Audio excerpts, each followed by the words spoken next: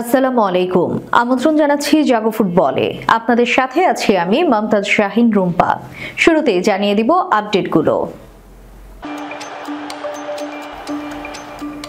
তরুণ তুর্কি গাভি ইয়ামানের দুর্দান্ত গোলে ফাইনালে বার্সেলোনা।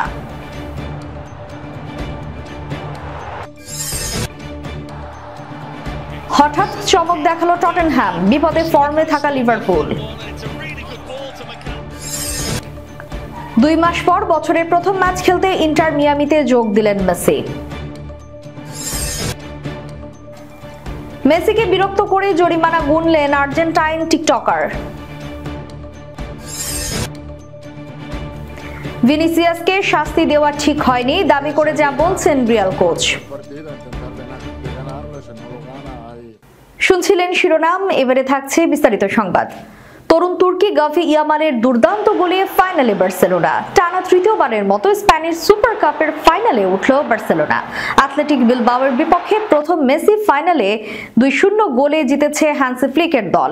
ম্যাচের দুই অর্ধে একটি করে গোল করেছেন গাভি এবং লামিনে ইয়ামাল। অন্যদিকে দুর্ভাগা বিলবাও দুইবার জালে বল পাঠালেও অফসাইডের কারণে গোল হয়নি। বুধবার রাতে জেদ্দার কিং আব্দুল্লাহ স্পোর্টস সিটিতে অনুষ্ঠিত ম্যাচের শুরুতে বিলবাওকে চেপে ধরা বার্সেলোনা 5 মিনিটে বক্সে বল পেয়ে উড়িয়ে মারেন রাফিনিয়া।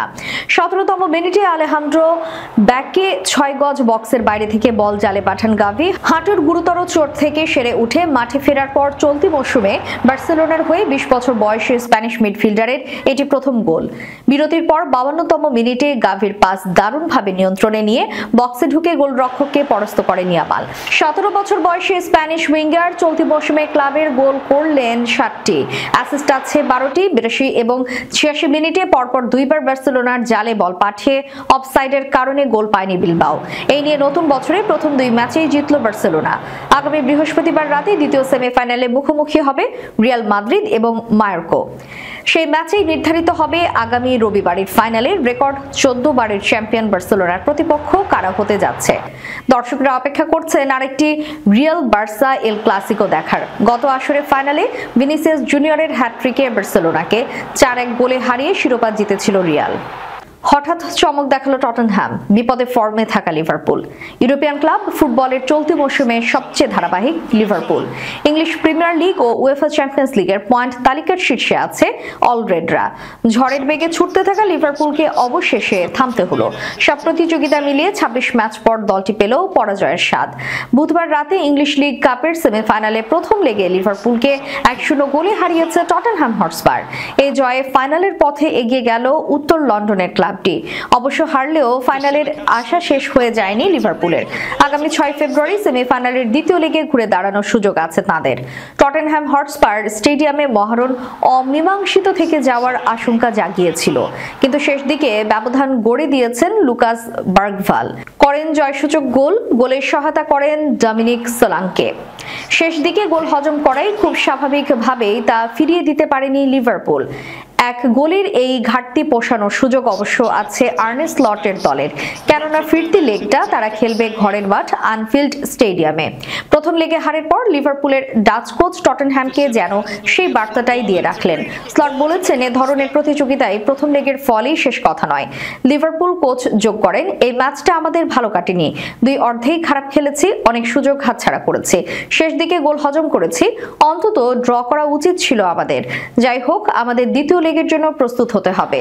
ঘরের মাঠেই আমরা এই হারের জবাব দেব। প্রায় 2 মাস আগে নিজেদের শেষ ম্যাচ খেলেছে ইন্টার মিয়ামি। ফলে 21 নভেম্বরের পর থেকেই লম্বা সময়ের বিরতিতে আছেন লিওনেল মেসি এবং লুইস সুয়ারেজরা। বছর শেষের এই ছুটি পরিবার নিয়ে জন্মভূমি রোজারিওতে কাটিয়েছেন আর্জেন্টাইন মহাতারকা।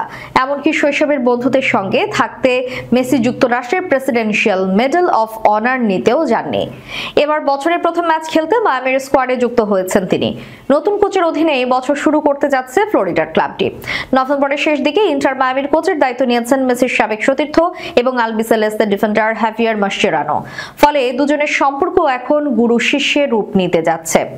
বার্সেলোনায় দীর্ঘদিনের সতীর্থ মাসচেরানোর অধীনে মেসি, সুয়ারেজ, জর্ডি আলবা এবং সার্জিও বুস্কেটসরা প্রথম ম্যাচ খেলবে আগামী 19 জানুয়ারি। ইতোমধ্যে সেই ম্যাচের আগে মায়ামির স্কোয়াডে যুক্ত হয়েছেন মেসিরা।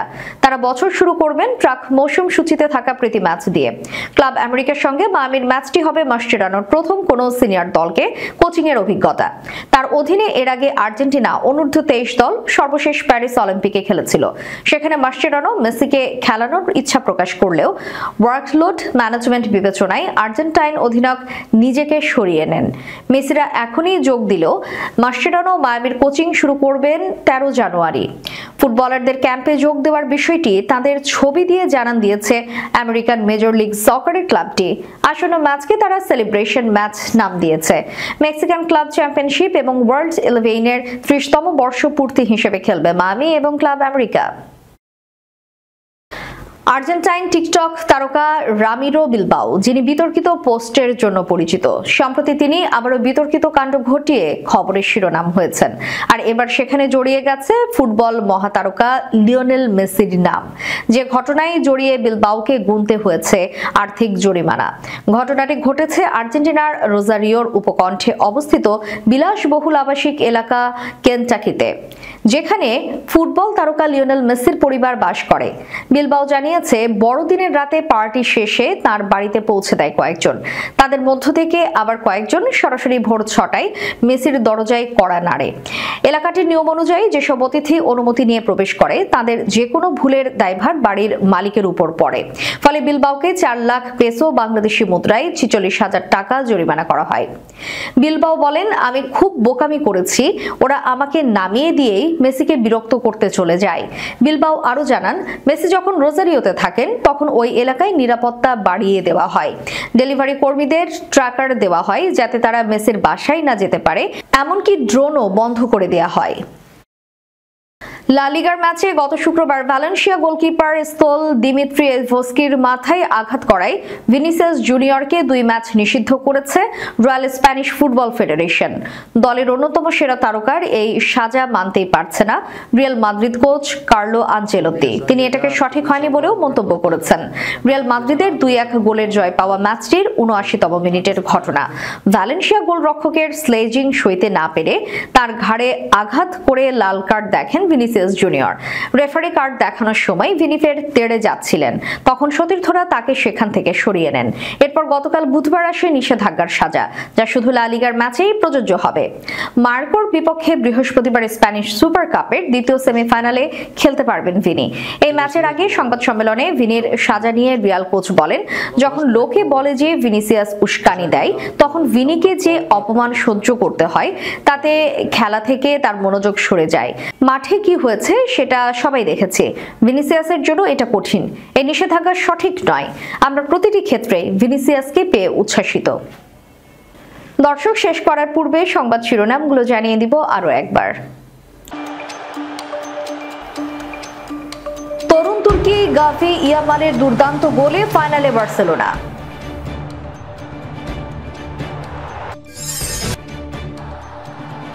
হঠাৎ চমক দেখালো টটেনহ্যাম, বিপদে ফর্মে থাকা লিভারপুল। 2 মাস পর বছরের প্রথম ম্যাচ খেলতে ইন্টার মিয়ামিতে যোগ দিলেন মেসি। মেসিকে বিরক্ত করে জরিমানা গুনলেন আর্জেন্টাইন টিকটকার। ভিনিসিয়াসকে শাস্তি দেওয়া ঠিক হয়নি দাবি করে যা বলছেন রিয়াল কোচ। এতক্ষণ আমাদের সাথে থাকার জন্য ধন্যবাদ। আল্লাহ হাফেজ।